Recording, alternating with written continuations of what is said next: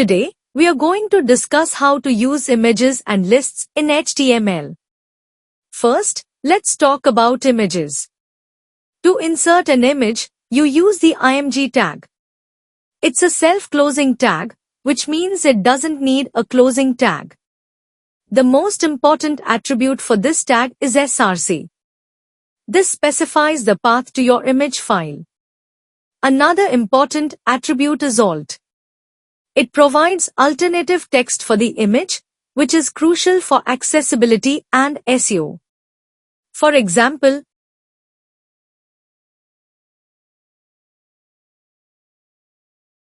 now, let's discuss image formats. The most common ones are JPEG, PNG, GIF, and SVG. Each has its own uses. JPEGs are great for photographs, PNGs for images with transparency, GIFs for animations, and SVGs for scalable graphics. Optimizing images involves choosing the right format and resizing them to reduce file size. This helps improve webpage load times. You can use image editing software or online tools for this. Moving on to image links, you can make an image clickable by wrapping it in an tag. For example, what about lists?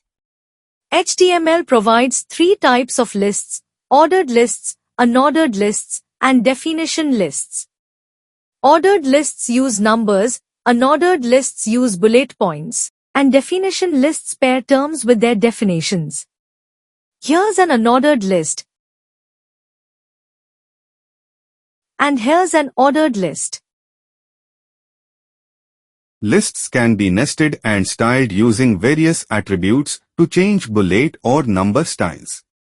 For unordered lists, you can use types like disk, circle, or square.